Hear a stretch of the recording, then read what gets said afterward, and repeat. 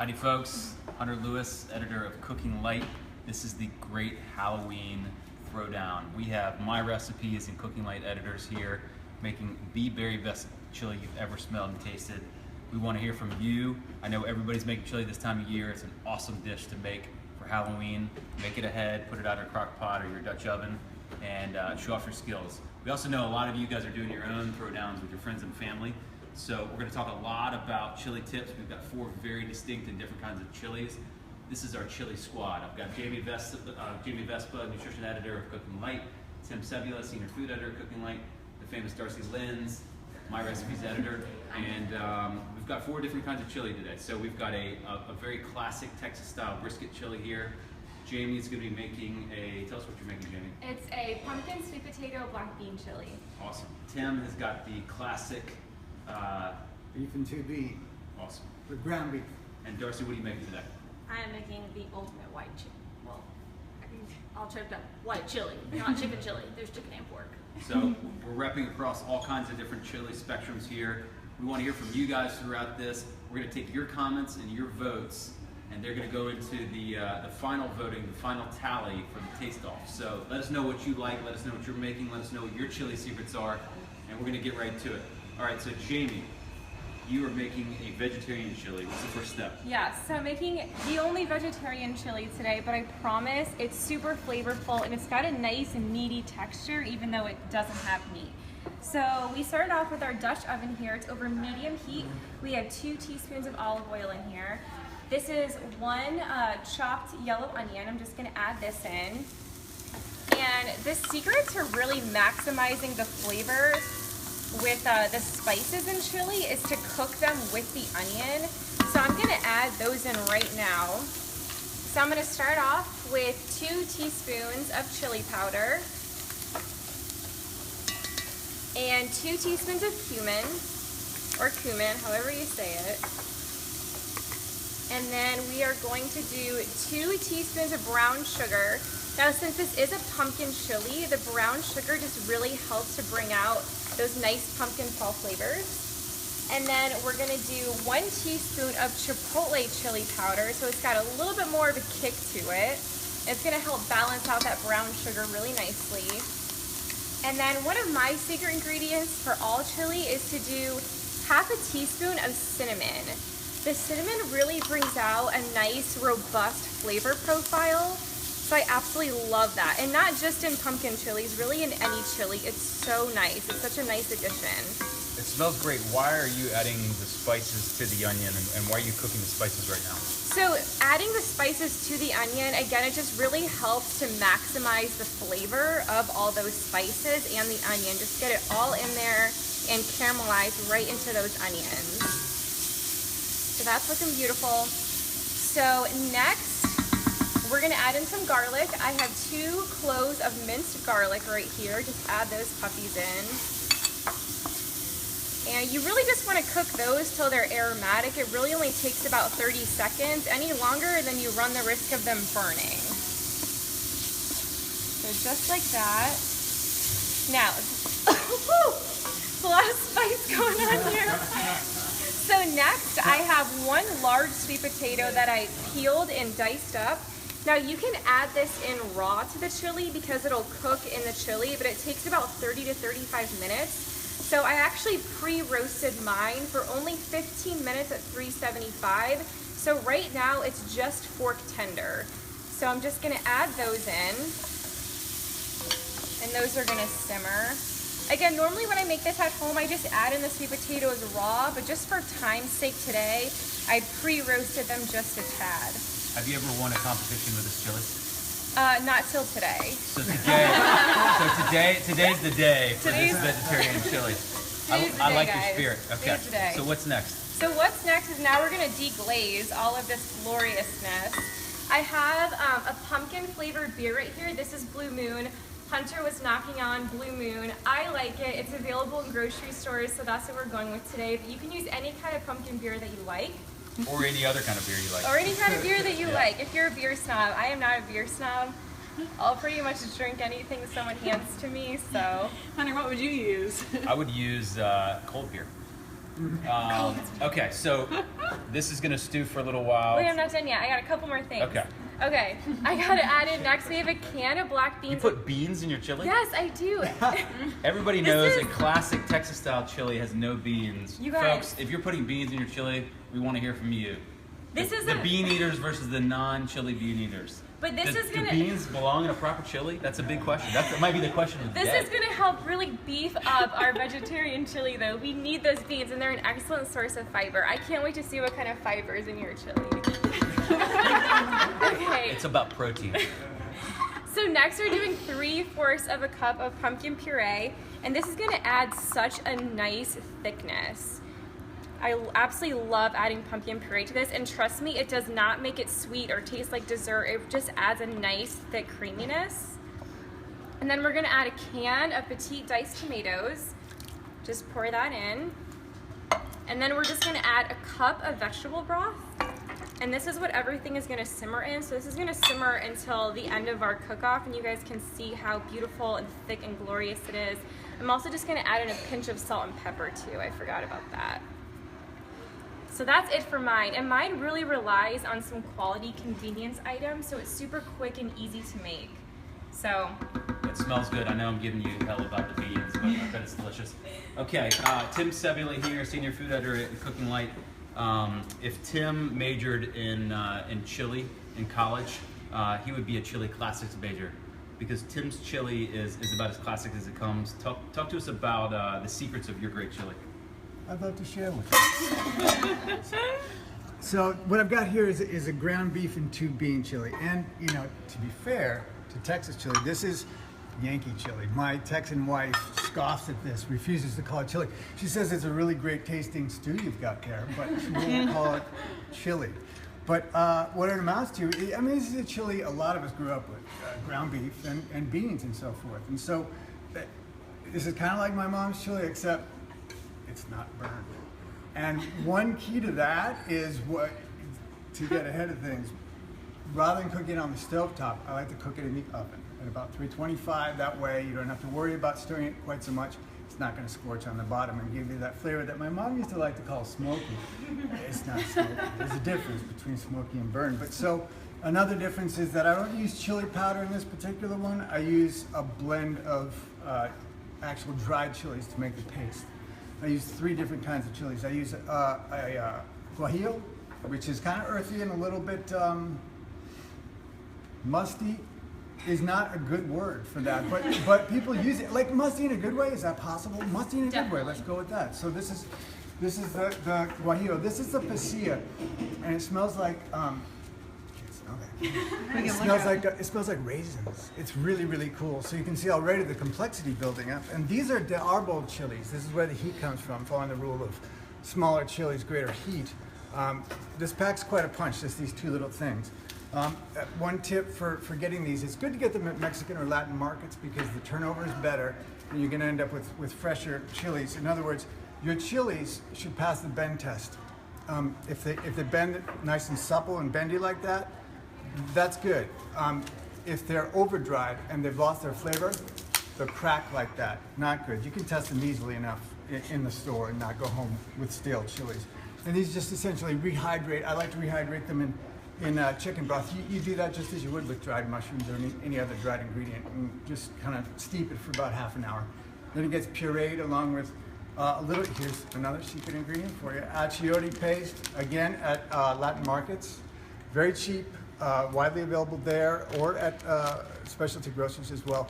It's a spice paste that's annatto, oregano, garlic, but also some warm spices as well, like cloves and cinnamon and allspice, and it's just incredibly complex. And so this, with the dried chilies, is going to give you great depth of flavor that you just can't get in a regular chili powder. Another difference between this and my mom's version, or some other versions, is that I go with a chili ground beef here, and you'll find it at some markets ready-made. Otherwise, you'll have to ask your butcher. It's easy enough to just put a different attachment on the grinder, but what it amounts to is the grinds are about the width of a pencil rather than the very, very slim grinds you find on most ground beef. And what this does is it helps the beef retain a little bit of texture as it stews for a long, long time. And it helps keep it moist as well, because if you use the other beef, and this is important with our sirloin, which is much leaner. If you use regular ground beef, it can get very, very small, very pebbly, and a little bit dry, even though it's in wet pot, it's going to lose its moisture. So those are some tricks for you. You got beans in there? Oh, I got beans, yeah. What kind of I beans got do you have beans. in your chili? I got two different kinds of beans, per the name. I got small red beans and I got red kidney beans. I like to keep it red, but you know, you could go with whatever. All right, if we've got any Texans out there, we want to hear it from you. We've got a chili to represent all the Texans out there. This is a brisket and chuck chili. It's basically a braise and a stew all in one. The key to this is toasting spices like Jamie did. We've got a lot of cumin in here and dried chilies, and to bring out some of that flavor, to coax out the flavor. The beef stews until it's fall apart tender, about fork tender. And then the real key to this is the finish. And this chili finishes with masa harina. This is corn flour. It gives it a really velvety texture and a little bit of a corny sort of tortilla-esque flavor. Just a few tablespoons at the end help to sort of cream it out and thicken it up a bit. And so we've added that. And we made this ahead of time, and we put it in a crock pot because that's what we're gonna do for Halloween. Kids go out trick-or-treating, they come back, the neighborhood comes over. It's a great idea for entertaining for Halloween. And so I'm gonna finish getting our garnishes for our chili bar ready. I'm gonna kick it over to my recipes editor, Darcy Lenz. Darcy, while you guys were sleeping, she was researching all the best white chilies in the world, and all of those techniques went into her one pot of famous white chili, and I'm telling you guys, this white chili is banging. That's definitely what happened. Okay, so I don't have any super fun visual aids to talk about the chili, but I do want to go over a few points on how we build layers for flavor and texture in this chili, okay? And then we will go into making a really nice, versatile, fresh topping for it. Okay, so we start this chili with a broiler by popping 1 jalapeno pepper and 1 serrano pepper, fresh peppers, not dried, and 1 onion under the broiler for about 15 minutes. And what that's gonna do is char those up really nice, and then you seal them up in tin foil so that they can steam for 5 minutes after you're done broiling, and that way they will continue to cook and you can slip the tough skins right off of those chili peppers. And what I do after that is take the charred peppers and the charred onions, and I combine those with our first step of white chili, which is white beans, white cannellini beans. I combine your peppers, the charred onion, and the beans in a blender, along with some chicken stock, a little bit of flour, and I think that's about it. So you take that and you make this really wonderful, thick, savory, umami dense puree, and that's gonna be like the start of a creamy, rich, wonderful base for this white chicken chili. And it also contributes to the color, makes a really delicious, like rich foundation. Okay, so like Jamie was saying, toasting the spices, pro move with chili. So that's what we do next. We start with our Dutch oven and we put in, I wanna say, cumin, coriander, and dried oregano. You're gonna toast those along with 8 cloves of minced fresh garlic. And to that, we add the puree that we made, along with some ground pork. That's what I was saying earlier. This is not white chicken chili, it is white chili, because we have 2 types of, well, 3 proteins, but 2 animal proteins, pork and chicken. To that, we add about 1 pound of ground pork, and your puree, a little bit more chicken stock, and then you let that simmer and the flavors build and build and build for about 20 minutes. And then to that, you add 2 pounds of cubed chicken breast, along with some white corn, more white beans. I have 2 types of beans in my chili too. They're both white, cannellini and chickpeas. And then we finish it off, brightening it up with a little bit of lime juice and half and half, which not typical of most chilies, I realize. But the half and half gives it a very like rich creaminess, as well as contributes to the color. And that's one of my biggest beefs whenever people say, you know, I brought white chili to this chili situation, and then they unlit it, and it's more of a, I don't know, yellow, brown muddiness. And this is like a nice, creamy, velvety, off-white color. And then we also have some chopped fresh cilantro in there. So that's basically building your white chili. Okay, so what I like to top this chili with is a very bright, very easy, fresh little topper. And this is 1 medium super ripe avocado. And to that we're gonna add 1/3 of a cup of light sour cream. And I've already sprinkled the avocado with a little bit of salt, as well as just about 2 teaspoons of lime juice for a little acidity. And all we're gonna do is just mash that together into a nice little avocado cream. And literally you can just do this by hand right here.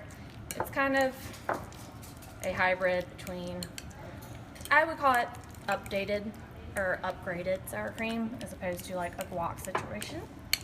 And it turns into this really nice pale green, which I think is just a beautiful contrast against your lovely and light white chili.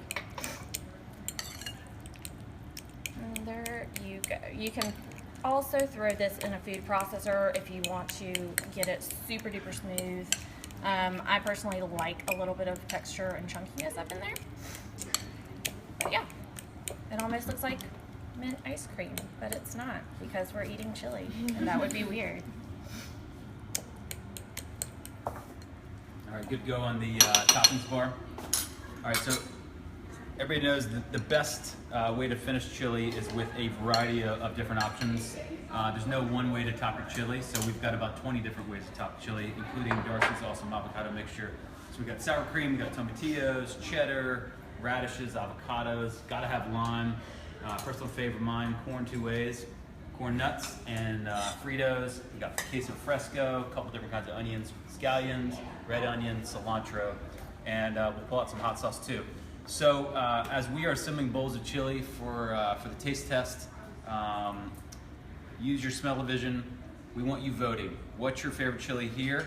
Of these 4 chilies, we're gonna link to a bunch of recipes across Cooking Light and MyRecipes. We know you guys are making chili this time of year. We want to hear from you, and we can open up some questions why people were serving themselves. So, Rebecca, do we have any questions for folks? We have a couple of people who are arguing against the beans versus yeah, how many no beans versus no beans do we have out there? Is there a consensus? Jennifer says Texas chili, no beans. What about beans in general in your chili? We had some bean lovers. Yeah. Yeah. We have a lot of bean lovers. Well, we've got some bean lovers here. Everybody's got 2 different kinds of beans in their chili. So what's in yours again, Hunter? So this is brisket and chuck and dried chilies. It's got beef stock, a lot of cumin, and masa harina to finish. So I see that yours is in a slow cooker right here. That's right. And yours is the only one in a slow cooker. Is there a reason beyond the fact that you're making it for Halloween that you can make this in a slow cooker? The reason why we make this in a Dutch oven is because you want to brown the meat ahead of time, and then you want to cook your aromatics and your onions and your garlic in the beef juices. So to really develop the flavor, I wouldn't make this in the crock pot, but certainly when we're out trick-or-treating, put this thing on low and keep it warm so when you come back it's ready to go. So that's why I love the crock pot for this. Certainly there are chilies you can make in a crock pot, a dump and stir type version, but when you're browning things ahead of time, you can certainly brown them in another pot and put them in, but that's not what we're doing here. And then Jamie? You can actually cook this all in the slow cooker for high on 2 hours or low for 5 hours without browning anything ahead of time. Awesome. So let's flash on the titles. We want our audience across Cooking Light and MyRecipes to vote. So you guys vote, and we're going to go ahead and start serving, and we're going to vote too with our scorecards.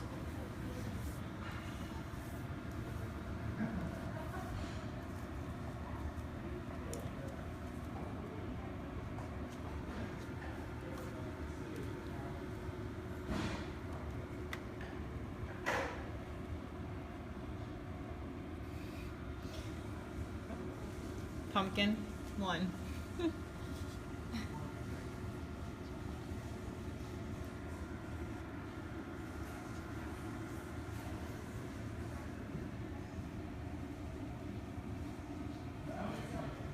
think the likes should count as votes too. All right, start serving up. Big grab a bowl. Mine's not quite yet. Yep. Mine has to do. This needs like 10 more minutes-ish to simmer. I mean, I don't know about y'all, but I haven't had lunch, so I'm probably just gonna like Go for it. serve up my own portion here. I'm happy to serve anyone else's too. I want someone to create a divided bowl. Yeah. Yeah, that would be Like a ideal. chili smackdown bowl? That would be ideal for sure. Cool. We're not filming anymore, are we? Oh.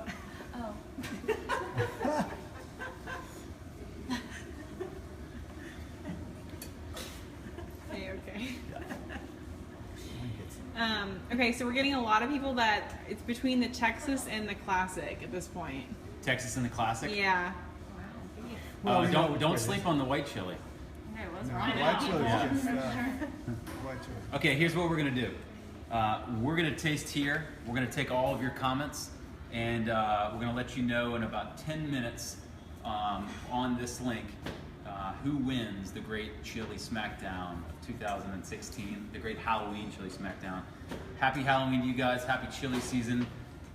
Come to Cooking Light and MyRecipes for all the chili tips, all the secrets, all the classic and not so classic chilies. Thanks for joining us today, guys. Thanks, guys. Bye.